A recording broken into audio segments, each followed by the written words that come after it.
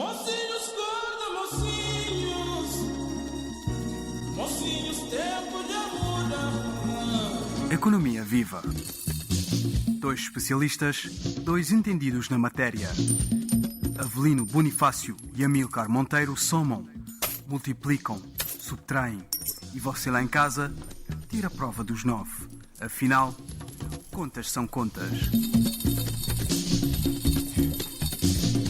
Economia Viva, aqui na Rádio Alfa. Um programa de José Mário Correia.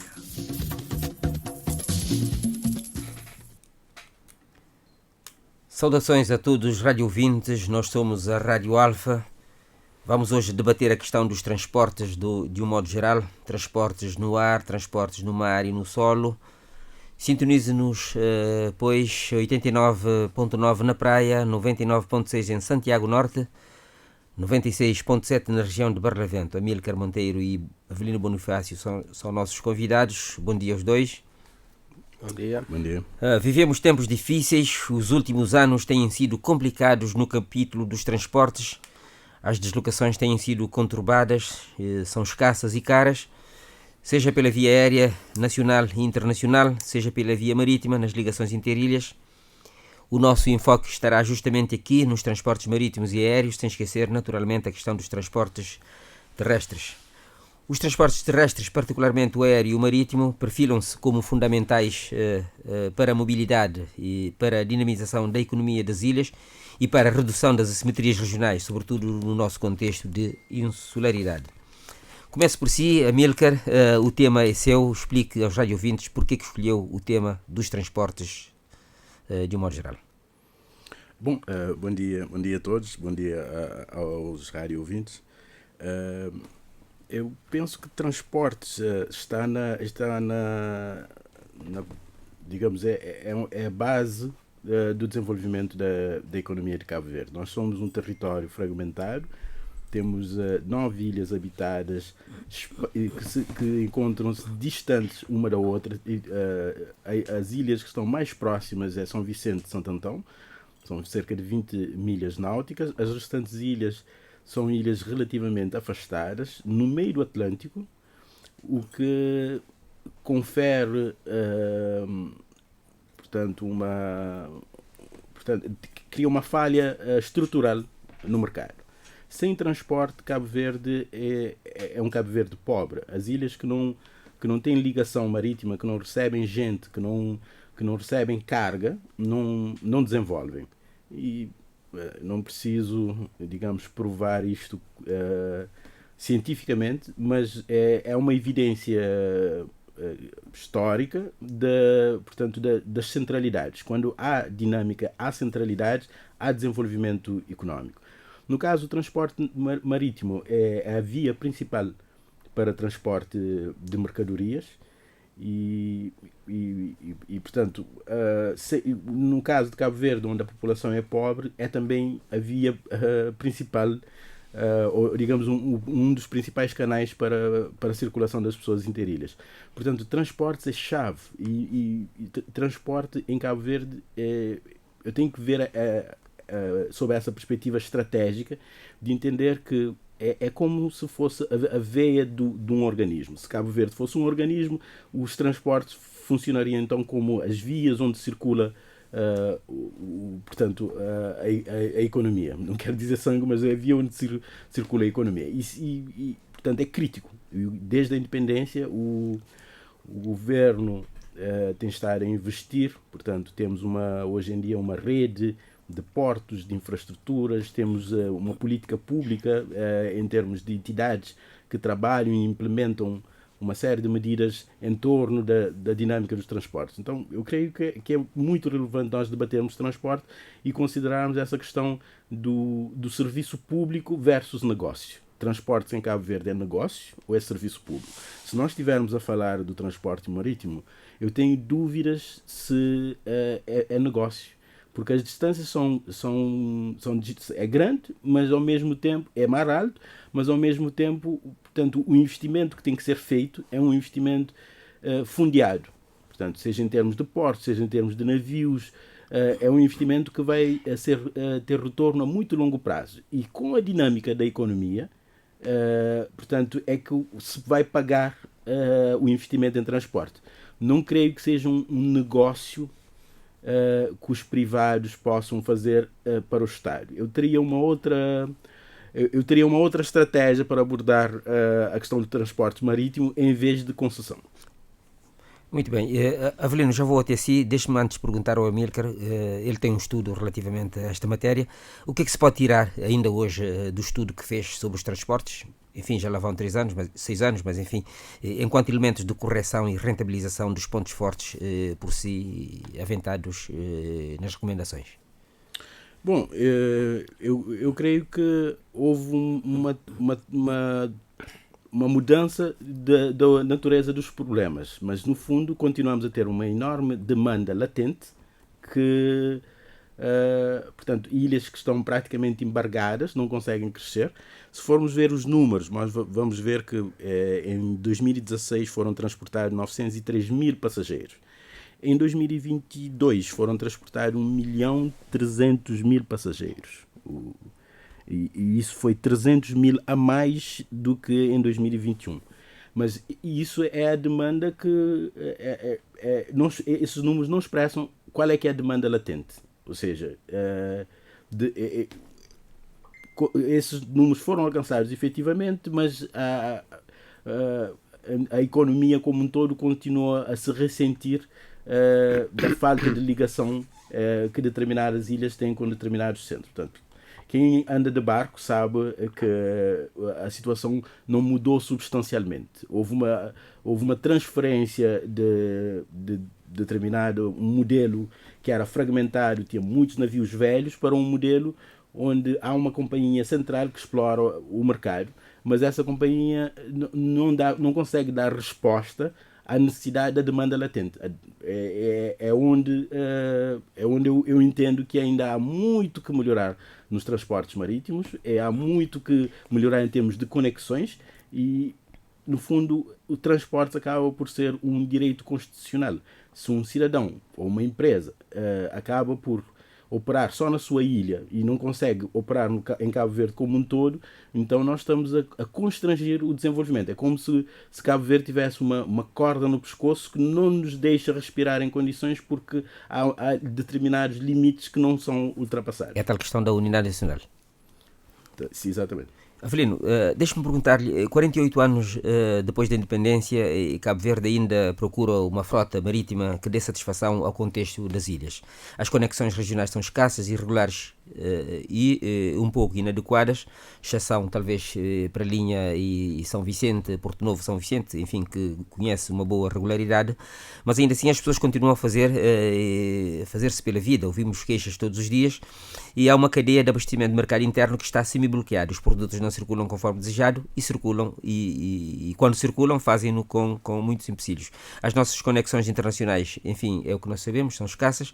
Temos embarques diretos de e para Cabo Verde unicamente a partir do Porto de Las Palmas. Regresso, portanto, ao estudo do Amílcar, Tanger, Marrocos e Portugal. Para outros destinos, enfim, as mercadorias são transbordadas. Nesses anos todos, não fomos precisos nas práticas e estratégias ou são fatores, enfim, que continuam a escapar ao nosso controle? O estudo não é do Amílcar, o estudo é da cooperação holandesa. O Amílcar trabalhou no estudo. Bom dia, José Mário, bom dia, Amílcar, bom dia aos radiovintes da Rádio Alfa. José Mário, o desenvolvimento é um processo que acontece em espiral. Os problemas que nós enfrentamos hoje em dia, resolvemos-los e amanhã surgem novamente numa outra dimensão, num outro grau de complexidade, não é? Portanto, isso por si só não é uma questão que me preocupa. O que me preocupa é a regressão em relação à resolução dos problemas e não o ressurgimento dos problemas. Portanto, para mim é normal que os problemas ressurjam. Quanto a mim, o setor dos transportes é dos setores onde o ritmo de regressão tem sido dos mais elevados nos últimos anos. Portanto, eu tenho dito que o setor da justiça e o setor da segurança são os elos mais fracos do nosso processo de desenvolvimento desde a independência. Eu acredito que ainda a nível do setor dos transportes nós não chegamos ao nível da degradação em que nós temos nos setores da segurança e da justiça, mas o ritmo da degradação no setor dos transportes, para mim, nos últimos anos, é um dos mais acelerados. E eu espero que tenhamos capacidade de inverter a situação antes de chegarmos à situação em que nós nos encontramos neste momento na justiça e na segurança.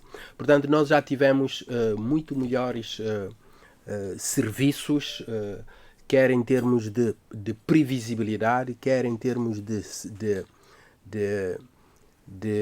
regularidade, quer em termos de qualidade no geral do serviço, quer em termos de custo, dizia eu, em relação aos transportes em Cabo Verde no seu todo, e eu refiro-me particularmente aos transportes marítimos e aos transportes aéreos, e já tivemos esses serviços em conjunturas em que nós não tínhamos necessariamente as infraestruturas de suporte aos transportes aéreos e marítimos que nós temos hoje em dia, mas tínhamos inclusive alguns ativos do setor que eram mais importantes. Refiro-me às frotas de embarcações e às frotas dos aviões. Portanto, o que me parece é que nós perdemos um bocadinho o sentido de que somos um país arquipelágico, um país fragmentado, muito pequeno dentro do território nacional, mas ao mesmo tempo fragmentado em termos das diásporas. Portanto, e que os transportes, particularmente os transportes marítimos, para mim, são indispensáveis ao nosso processo de desenvolvimento. Portanto, indo um pouco e provocando um pouco o Amílcar quando dizia se o modelo deve ser de negócio ou de serviço público, eu acho que nós devemos ter em conta quer o modelo de negócio, quer o modelo de serviço público. Nós temos alguns segmentos de mercado que têm, na minha perspectiva, claramente condições, fluxo para nós desenvolvermos negócios rentáveis nesses segmentos, e temos outros que não. E nesses outros que não, para mim, fundamentalmente, nós temos que ter uma visão de serviço público. E aproveitando agora para te provocar também, Amílcar, eu diria que para mim os transportes, na situação de Cabo Verde em particular, deve ser visto antes de mais como um serviço público, e a partir do serviço público aproveitarmos os nichos de mercado com condições para viabilizar, rentabilizar em termos de negócio e ter um negócio. Porque senão nós corremos o risco de ter toda a economia nacional impactada negativamente por causa do mau funcionamento dos transportes, o que tem estado a acontecer nos últimos anos. Portanto, eu acho que nós perdemos um bocadinho essa compreensão de que precisamos dos transportes enquanto serviço público para fazer a economia funcionar e ser rentável no seu todo. Vais pedir o 123 ou... Sim, eu teria que rebater o colega Bonifácio no seguinte: quem determina a viabilidade do negócio não é uma opinião. Portanto, é o valor presente líquido, é quanto é que o negócio vale hoje, portanto, do seu fluxo de caixa projetado, quanto é que ele vale hoje. E no caso dos transportes marítimos, se nós considerarmos o investimento necessário, o retorno é sempre a longo prazo. Não vamos abrir aqui uma planilha de Excel para fazer essas contas, mas a dificuldade que os operadores têm é de ter que fazer um investimento de porte para depois recuperar em quanto tempo. Eu tenho um exemplo que eu gosto de citar, que é a Amtrak. A Amtrak é os caminhos de ferro dos Estados Unidos. É uma empresa pública. É uma empresa pública gerida pelo Estado. Não é um privado que vai investir em carruagens e em carris. São ativos que amortizam-se a muito longo prazo. Nós estamos a falar de carris que andam 100 anos. não é? O privado não está interessado em fazer esse investimento. Mas é um investimento-chave nos Estados Unidos, porque faz a conexão entre todas as cidades de costa a costa e interurbano nos Estados Unidos. Portanto, esse exemplo mostra-nos que nós não temos que ter ideologias a perturbar a análise. Nós temos que ver para os números e fazer a análise a mais estratégica possível. Portanto, na questão do transportes, da forma como foi concessionário, neste momento temos o concessionário a reclamar da contrapartida do Estado. Mas isso era previsível que iria acontecer. O transporte não é igual a Carris, transporte marítimo não é igual a Carris, que é previsível, não tem, pode chover, pode acontecer, só se acontecer um acidente. Mas no caso do transporte marítimo temos N imprevisibilidades, há custos imprevisíveis, há situações que obrigam os barcos a ficar em terra, há atrasos e isso representa um custo. Portanto, e essa dificuldade, eu não preciso ser gestor dessa empresa para entender que há um leque de imprevisibilidade que aumenta os custos e, portanto, do lado do concessionário, ele vai ter sempre mais custos a apresentar ao governo. E o governo vai sempre limitar o montante a pagar ao concessionário. Então, vamos chegar sempre a uma situação de conflito. Uma alternativa ao modelo atual seria ser o governo a investir em barcos novos, em barcos adequados, em barcos para determinadas linhas, ativos do Estado, geridos por privados. O privado aí não teria que enfrentar os custos fundiários, não teria que enfrentar os custos variáveis. Teria apenas que gerir o transporte e ser pago pelo bom serviço, ser pago para fazer o serviço público, garantir as conexões entre as ilhas. Nós temos uma situação muito particular. A ligação entre Praia e Mindelo são quase 300 km, 200 e tal quilómetros. Portanto, o tipo de navio para esta linha não é um tipo de navio para fazer fogo Santiago, onde é uma distância muito menor, apesar de ser também mar alto. E quem já andou nessa linha deve saber que o mar é bravo, é como se estivesse em alto mar. E quando nós estamos aqui na costa. Portanto, essas dificuldades que eu vejo que é tão particular que o modelo de concessão é um modelo onde o concessionário e o Estado vão sempre entrar em problemas. Amílcar, eu vou deixar-te ainda com a palavra, mas queria também que considerasses um elemento novo que entrou esta semana relativamente aos transportes marítimos. O Governo falou numa espécie de plano B, em resultado das dificuldades de entendimento com a companhia que explora os transportes marítimos aqui em Cabo Verde, mas certo é que a ideia é avançar certamente para novas embarcações, as tais embarcações próprias para as águas de Cabo Verde. Há alguma dificuldade em conseguir isso, mas há um elemento também novo que o Governo introduziu esta semana, na voz do Primeiro-Ministro, a dizer que o Porto de São Vicente vai conhecer melhorias este ano para receber milhares de turistas no próximo ano. A pergunta que eu lhe coloco é se o Estado, neste momento, tendo em conta as várias crises que temos estado a passar, tem dinheiro suficiente para adquirir essas embarcações. Bom, nós estamos a falar de embarcações que devem custar entre 10 a 20 milhões de euros. Se nós pensarmos no impacto económico que embarcações novas, porque o privado não vai fazer isso, o privado vai comprar embarcações velhas, com elevados custos de manutenção, elevados custos variáveis e, portanto, não é um modelo que vai satisfazer Cabo Verde. São barcos que vão dar problemas e, portanto, não vão dar garantia que barcos novos dariam. Portanto, se o Estado investir corretamente em barcos adequados, portanto, e por isso que eu estou a dizer, é serviço público, não é algo que um investidor privado vai investir. Se o Estado investe em barcos novos, vai ter previsibilidade, vai ter capacidade de carga, e, portanto, vai abrir espaço para quem, por exemplo, faz agricultura, abastecer mercados, seja mercado de turismo, seja mercado de todas as ilhas. Porque o ideal seria nós termos a lógica intermodal, onde, portanto, entra-se em Cabo Verde via aérea e depois desloca-se aqui dentro via terrestre e via marítima de forma sincronizada. Chegas na praia, sabes que há um barco a sair de tantas em tantas horas para o fogo e, portanto, podes planear a tua estadia em Cabo Verde. Neste momento isto não é possível. Portanto, se o governo insiste neste modelo de concessão portanto, é um modelo que baseado numa ótica de reutilização de navios, então há muitas ineficiências.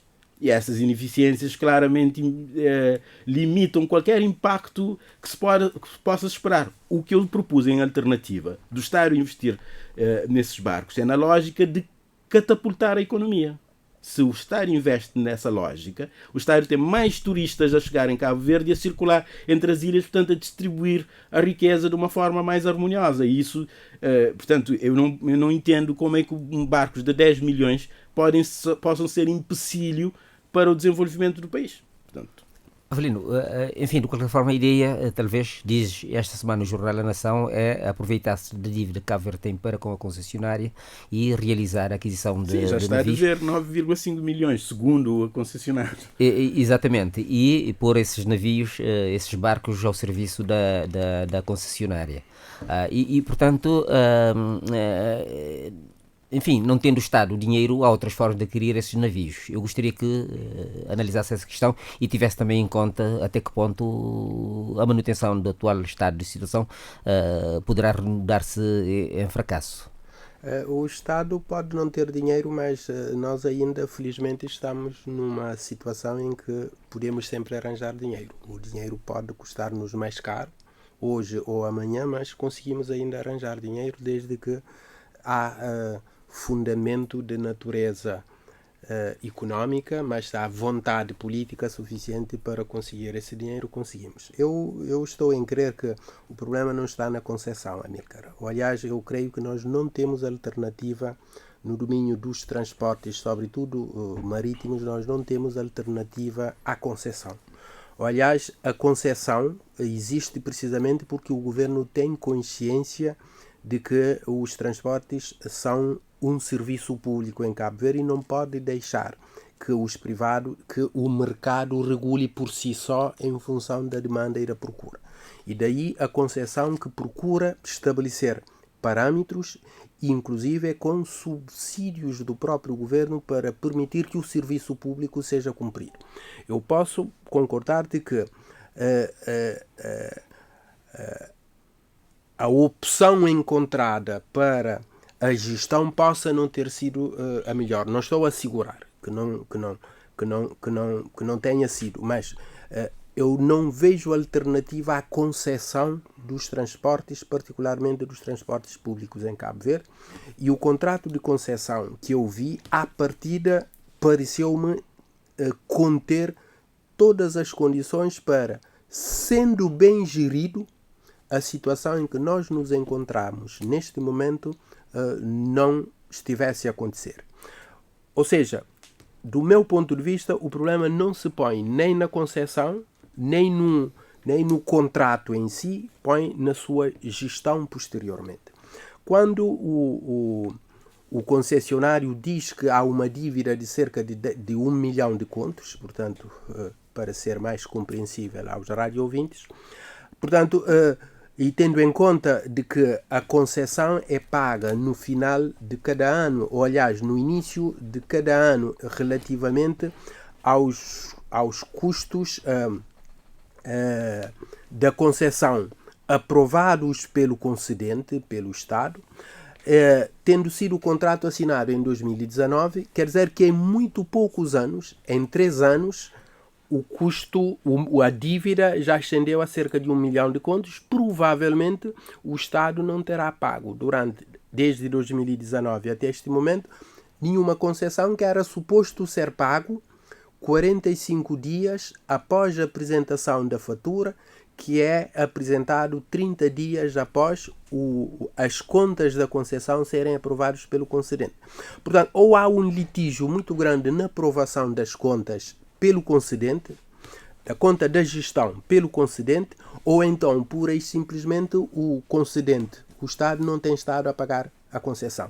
Mas O problema, visto do lado do concessionário, o concessionário nunca cumpriu de facto, por aquilo que tem vindo ao público, as condições da concessão. Era suposto ter 5 navios adaptados às condições que foram definidas no contrato de concessão para os mares de Cabo Verde.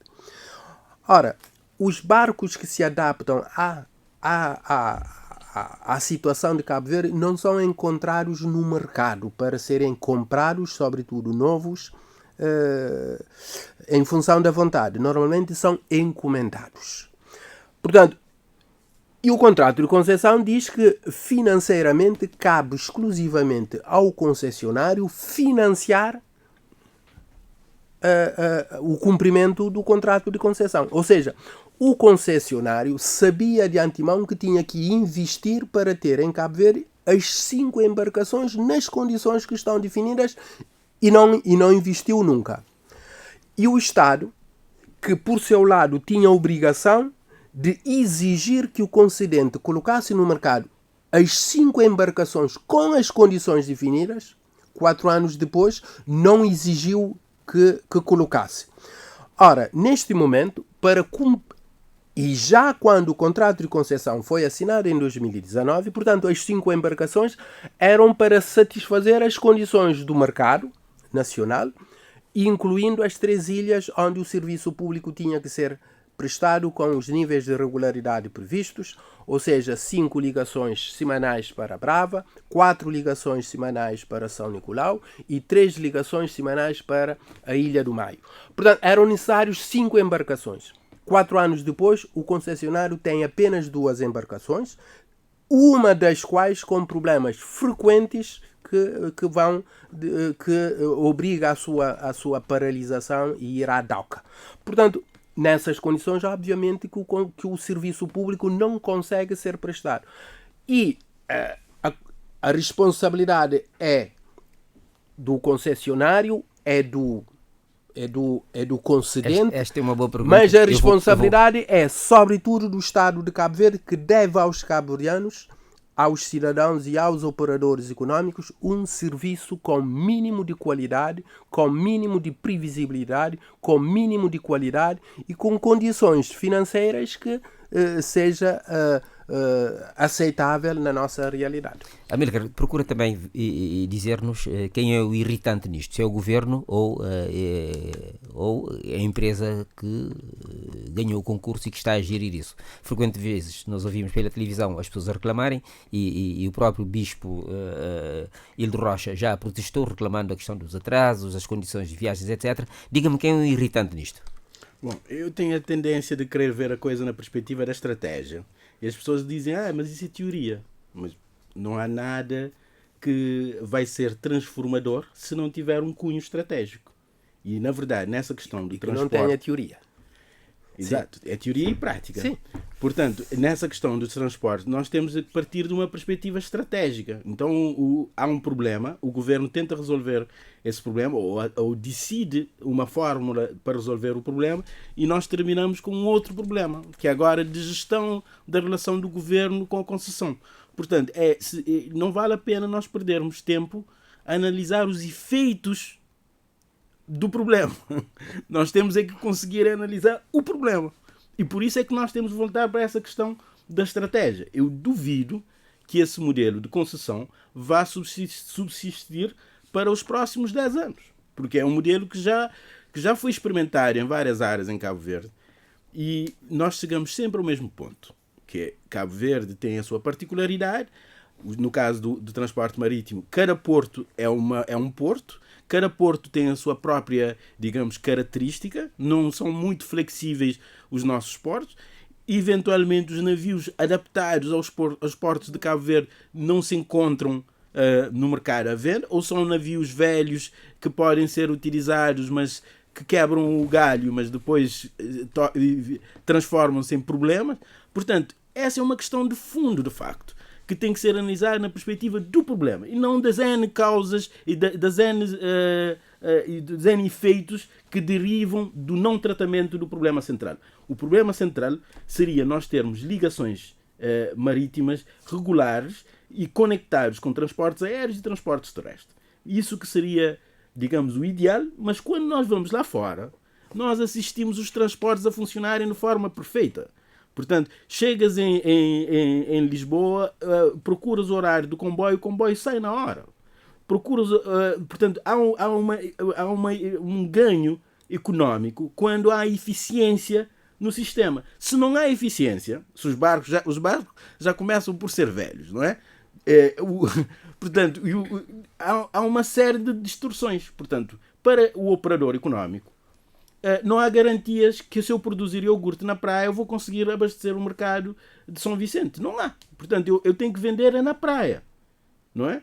E isso portanto, se nós partirmos da perspectiva estratégica e o Estado entende que o transporte é catalisador da economia, então nós não falaríamos em negócios nos transportes. Não seria um privado a vir portanto, fazer negócio em cima de uma deficiência estrutural de Cabo Verde. Seria o Estado a investir e na ótica de que o privado, o Estado não pode fazer tudo, o privado poderia ser convidado a gerir.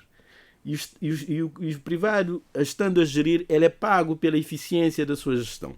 Independentemente das embarcações serem adquiridas ou financiadas pelo privado ou pelo Estado, a concessão, o contrato de serviço público não invalida que seja o Estado ou o privado a investir na aquisição das embarcações. Mas aí chegamos naquela questão de custos fundiários.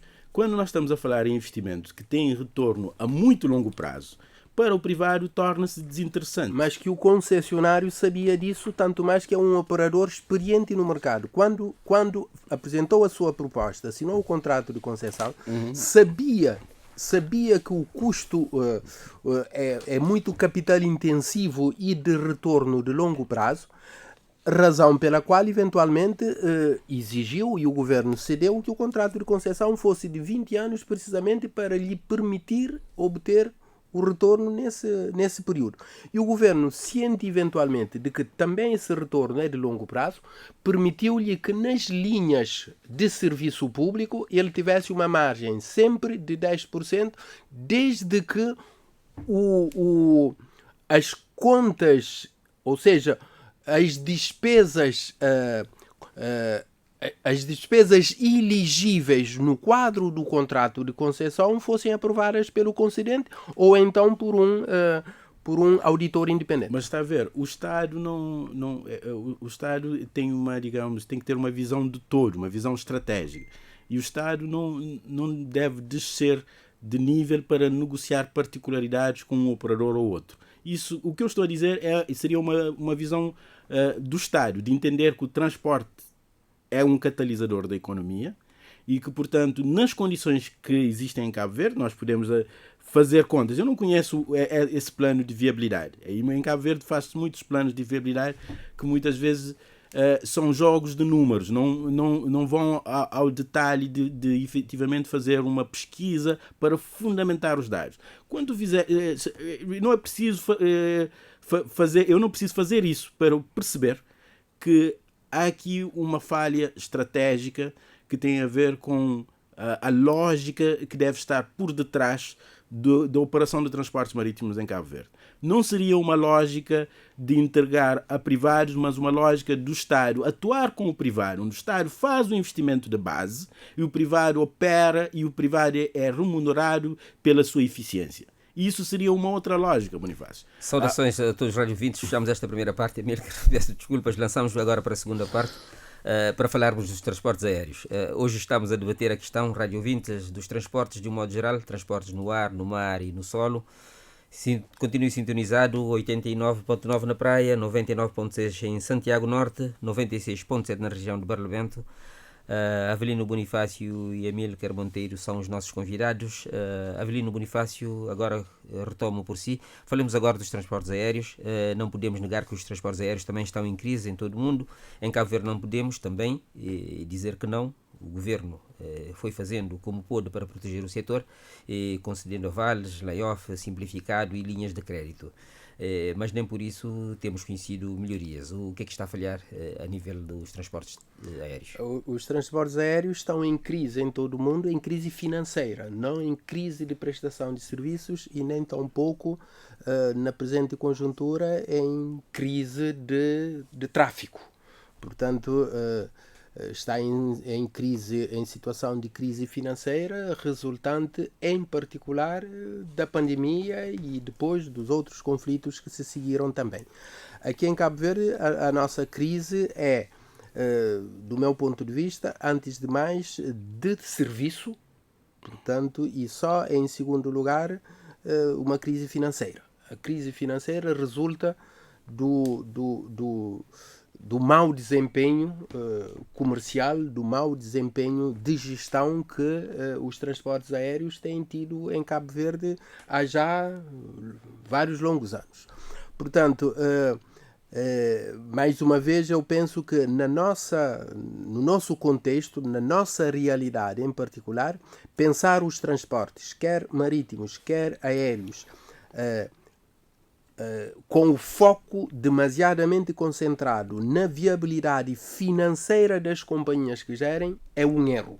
É um erro porque os transportes marítimos e aéreos devem ser um serviço público e devem ser vistos como catalisadores, impulsionadores do desenvolvimento económico do país, da prestação de serviços públicos, da unificação do mercado nacional, para que as potencialidades de cada ilha em termos de produção de bens e de serviços possam permitir o fluxo de bens, o fluxo de pessoas entre as diferentes ilhas e suportar a dinâmica que a economia precisa ter com os transportes.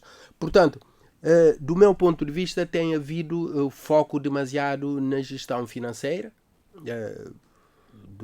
da companhia aérea, portanto, ou das companhias aéreas que operam aqui em Cabo Verde e particularmente do Estado em relação a essas companhias, e aí eu refiro-me particularmente aos TACV, neste momento não tanto quanto há uns anos atrás, em que a companhia chegou a ser retirada do mercado doméstico, que para mim não fazia qualquer sentido, porque o Estado consegue, sendo uma companhia pública, portanto era sempre mais fácil conseguir gerir o serviço público numa companhia também de capitais públicos do que numa companhia privada e particularmente com capital público de um outro Estado que tem seus próprios interesses. Portanto, e desde aí pareceu-me que nós perdemos o foco, perdemos o norte. E os recursos que têm entrado nos TACV em particular, eu penso que têm sido superiores, ou se não superiores, pelo menos não menos do que vinham sendo injetados, no entanto com a particularidade de o serviço ser de longe pior do que vinha sendo prestado. Em relação à companhia privada que opera neste momento, pelo menos o custo é muito mais elevado do que havia anteriormente, mas a qualidade em termos de regularidade, em termos de previsibilidade, portanto é um serviço melhor do que aquela que, digamos, alguns anos atrás vinha sendo prestado, e é melhor do que a companhia nacional, os TACV. Amílcar, o que é que está a falhar? Bom, quando falamos... Tem apresentado o aspecto focado pelo Avelino na tal ideia de que o enfoque tem sido dado muito no aspecto comercial. Não se pode meter dinheiro sem recuperar. Muito financeiro. Sim, e de novo nós estamos a debater portanto, os sintomas. E se nós voltarmos para a época, portanto, para o início da pós-independência, eu lembro de uma frase do comandante Pedro Pires, onde ele disse que alguém lhe questionou sobre o custo de manter os TACV. Ele disse que o país perdia mais em não ter o TACV do que em investir na TACV. E Só para lhe dar uma ideia vis-à-vis o que é que acontecia nos anos 80 versus o que acontece agora, imagine 8 seleções de futebol a jogar um torneio em Cabo Verde, em 2 ilhas, com deslocações internas. Isso aconteceu em 1984. Portanto, com a Taça Amílcar Cabral. Sem dúvida, sim. Onde Cabo Verde jogou os 3 primeiros jogos, ganhou 2, perdeu 1, foi para a fase seguinte. Havia 2 pools, uma em São Vicente havia 2 pools. Hoje, se nós falarmos na realização de um torneio desses em Cabo Verde, qual é que seria a viabilidade? Portanto, como é que isso poderia acontecer? Portanto, nós estamos, é claro que nos anos 80 a realidade era muito diferente, mas hoje nós estaríamos a falar de 22 jogadores por cada equipa, mais equipa técnica e dirigente, mais jornalistas, mais fãs, portanto,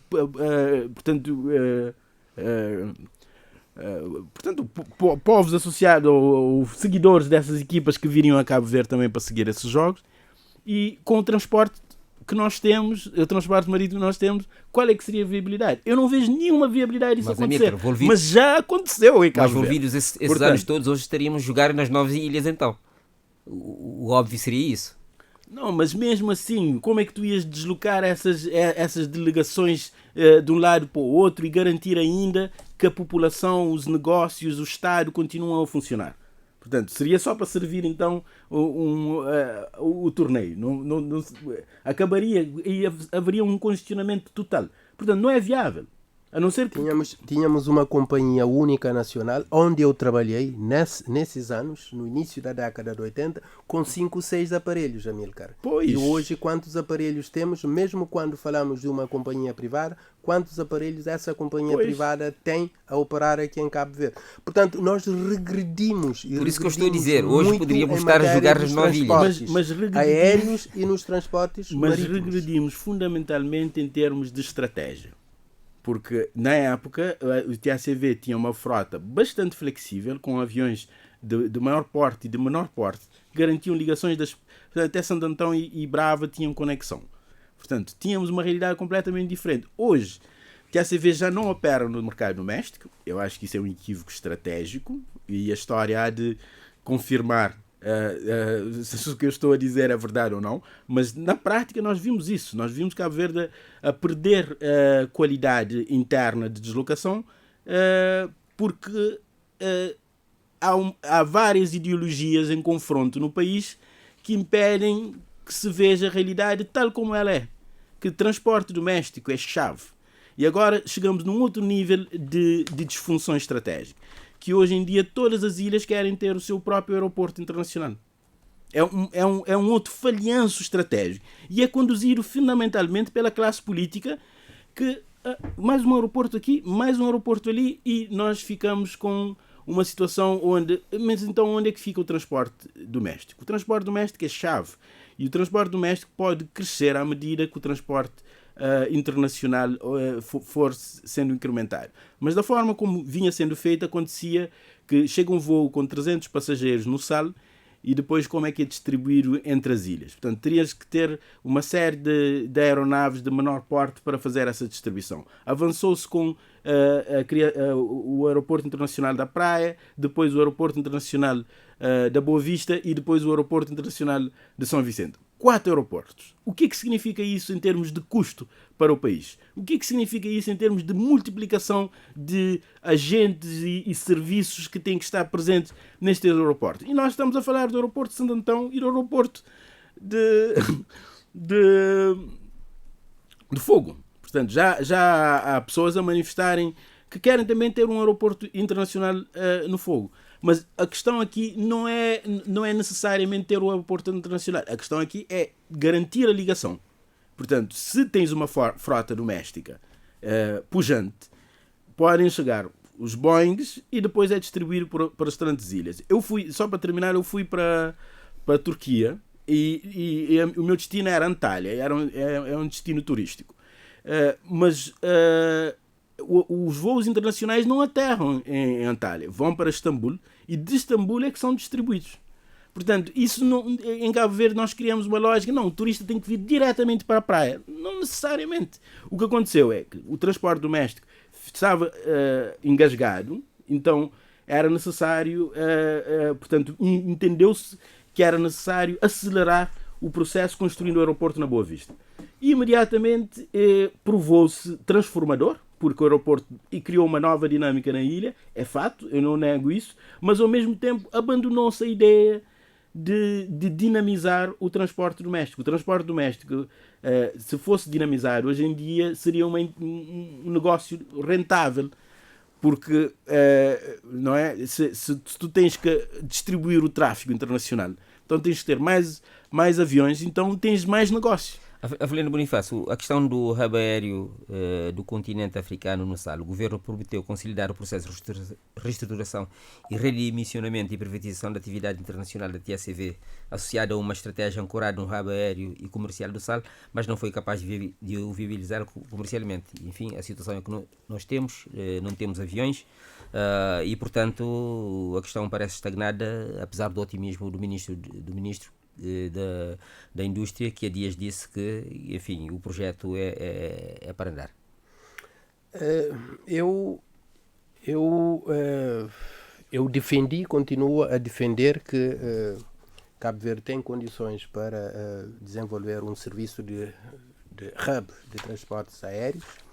Eu entendo que a Ilha do Sal é aquela que possui melhores condições para desenvolver um serviço de hub de transportes aéreos, mas é preciso ter uma visão que seja uma visão a mais consensualizada possível entre os diferentes partidos do círculo do poder, o que nem sempre tem acontecido, e eu entendo que é necessário associar ao projeto do hub outras valências em termos de serviços aeronáuticos que não apenas o hub.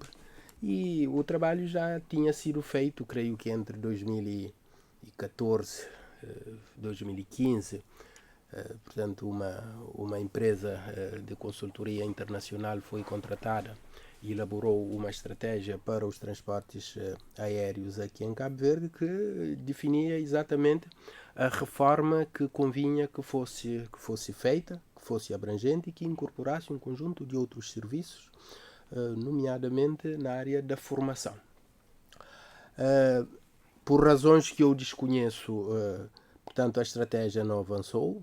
Agora fala-se exclusivamente do hub, mas ter hub sem ter uma companhia nacional através da qual você materializa essa política e essa estratégia dos transportes aéreos, e sem convencer os operadores internacionais dos transportes aéreos de que o hub de facto é viável, e sobretudo fazendo um hub suportado por aquilo que chegou a ser iniciado com voos vindos, ou melhor, com ligações com alguns países, nomeadamente da América Latina, com vários estados do Brasil, nomeadamente com alguns países africanos muito subvencionados, portanto com custos bem inferiores muitas vezes aos custos de ligação entre duas ilhas aqui em Cabo Verde.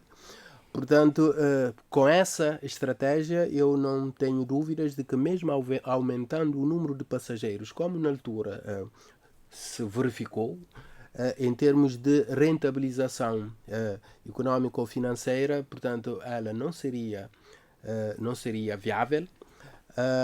E eu acredito até que em muito os problemas financeiros que a TACV teve durante algum tempo advêm exatamente, portanto, dessa estratégia não firme, não suportada por fluxos financeiros de facto, dessa ligação com alguns estados brasileiros, creio que 4 ou 5 capitais de estados brasileiros e alguns países, portanto, africanos, em que a taxa de ocupação era muitas vezes inferior a 30%, apesar dos voos, portanto, dos custos serem extremamente baixos, ligando com alguns países da Europa, nomeadamente com a Itália, e que também não suportava muito digamos, a taxa de ocupação dos aviões. Amílcar.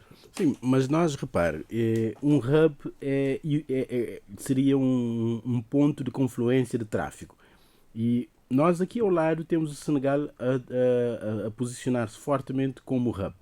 Nós temos mesmo Gana, Togo, todos esses países da região também a se posicionarem como hub. Eu tenho que voltar à história e ver o percurso dos TACV e entender qual é que seria a nossa vocação histórica na região. Portanto, eu regressei a Cabo Verde depois de ter estudado no Brasil durante 5 anos e a minha primeira experiência de estágio foi na Inter Island, sim. Foi uma companhia criada na altura que estava a tentar entrar no mercado doméstico e nessa altura o TACV estava no seu top em termos de performance operacional. Tinha voos regionais, operava um mercado doméstico com uma frota relativamente forte. Esse operador que tentou entrar no mercado, portanto, teve muitos problemas, entrou com um avião e os TACV dominavam o mercado completamente. Foi nessa altura também que o TACV expandiu-se para a operação internacional. Repare, era uma companhia doméstica, expandiu para o mercado regional, cresceu a ambição para o internacional e hoje o TACV já não opera no mercado doméstico. Já foi, escapuliu-se do mercado doméstico e agora está só no internacional. E isso é lógico, isso é estratégico. E, portanto, essa ambição de ser hub deveria partir da robustez do que foi o TACV. Abandonamos a base, portanto, quebramos o que era, digamos, a grande força, que eram os recursos humanos que garantiam o serviço de terra, o serviço de handling, o serviço de manutenção, o serviço aéreo. Portanto, tínhamos essa força técnica que nos fazia competir com o Senegal. Nesse ponto, nos anos 2000-2001. Portanto, hoje, nós não temos nada disso. Não temos Meu irmão, por exemplo, é mecânico de aviação, está a trabalhar na Austrália. E toda a equipa que o TACV formou está dispersa por vários países do mundo. Portanto, nós perdemos a nossa noção portanto, o sentido estratégico do que seria desenvolver transportes aéreos. Em África, há o acordo de Yamoussoukro, que previa, portanto, criar uma série de liberdades aéreas entre os países africanos para permitir que as companhias operassem dentro da África como um grande território. Portanto, diminuindo os custos da operação e tornando o fluxo em África, portanto, livre. Mas Cabo Verde, e como todos os outros governos africanos, não deram passos significativos para a implementação do acordo.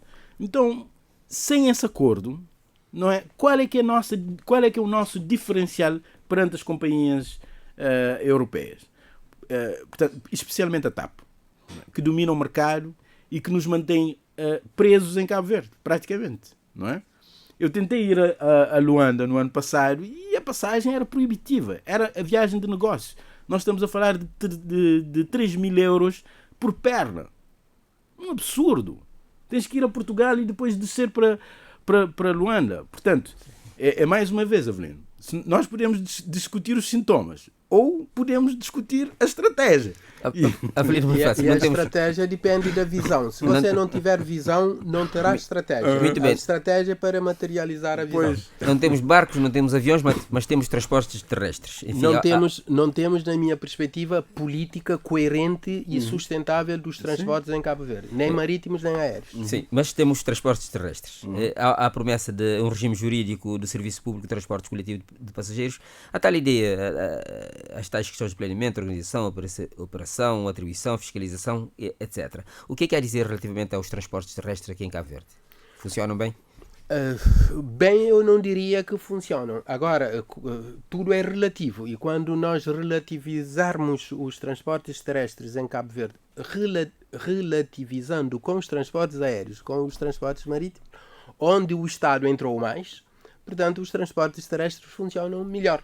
e eu seria até capaz de dizer que funcionam bem. Portanto, comparando novamente com os transportes aéreos e marítimos, onde o Estado entrou mais. Seja como for, eu penso que nós não temos os transportes terrestres organizados, perdemos a possibilidade de ter, pelo menos até este momento, companhias de transportes terrestres interurbanos que ainda na época colonial faziam ligações com digamos, as sedes dos municípios mais afastados da cidade da praia, refiro-me a Tarrafal, Santa Catarina, onde nós tínhamos companhias de transporte, de autocarros que faziam essas ligações e todo mundo sabia que tal dia, às tantas horas, passa em tal sítio o autocarro do não sei o quê. Portanto, hoje em dia nós não temos isso, temos muito mais regularidade, temos muito mais esses IACs que são mais flexíveis pela dimensão, pela capacidade de gestão, mas perdemos em termos de organização.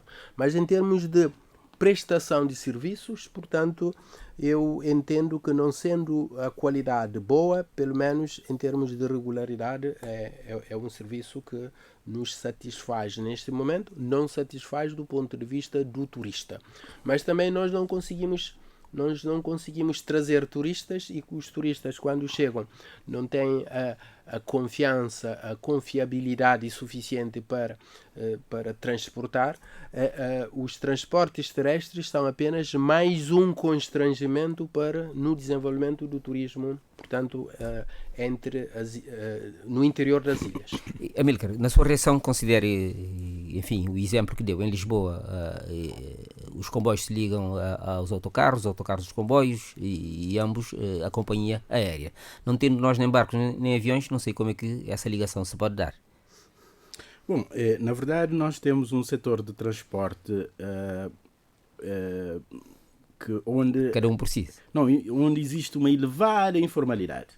Não é? Temos as companhias de transportes de autocarro, temos os táxis, são informais, temos o transporte coletivo interurbano, que é feito com viaturas RAES, e essas viaturas, portanto, fora do eixo Praia-Mindelo, todas as outras ilhas não têm transporte urbano de passageiro formal, têm essas carrinhas.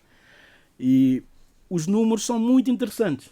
Portanto, em 2020, o INE, no anuário, indica que foram transportados em Cabo Verde 13 milhões de passageiros no transporte urbano nos autocarros. Isso portanto, é uma estatística, porque as passagens são vendidas e, portanto, são contabilizadas e, portanto, há uma receita associada, podemos medir o que é que está a acontecer. Esse 13 milhões é mais impressionante ainda quando voltamos a 2019. Portanto, esse 13 milhões é 2020. Em 2019 foram transportados 20 milhões e estavam numa tendência crescente. Nós estamos a falar só do transporte formal e no meio urbano, da praia e de Mindelo. Portanto, isso são números que dão-nos a indicação que aqui há mercado.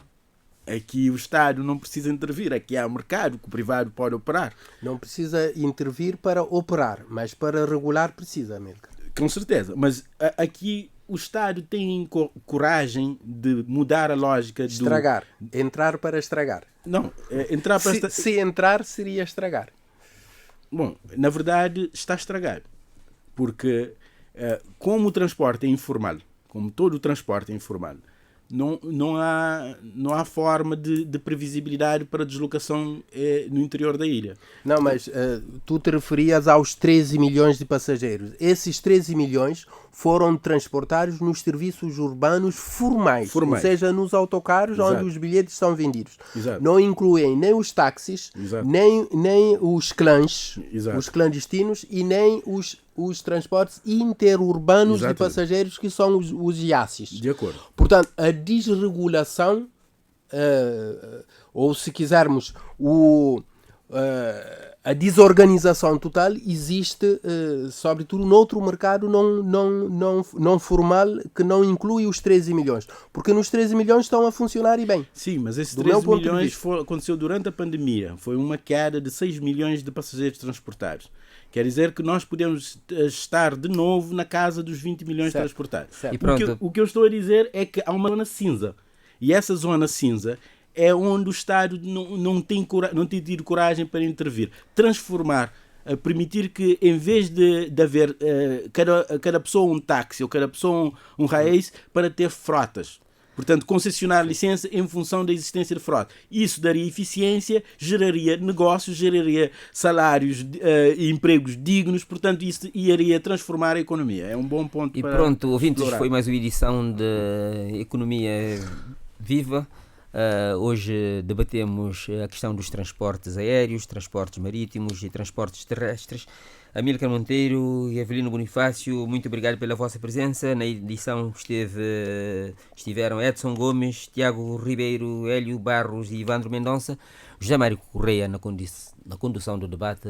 De todos se despedem. Até a próxima edição deste programa. Mocinhos, gorda, mocinhos. Mocinhos, tempo de mudar. Economia Viva. 2 especialistas, 2 entendidos na matéria. Avelino Bonifácio e Amílcar Monteiro somam, multiplicam, subtraem. E você lá em casa, tira a prova dos 9. Afinal, contas são contas. Economia Viva, aqui na Rádio Alfa. Um programa de José Mário Correia.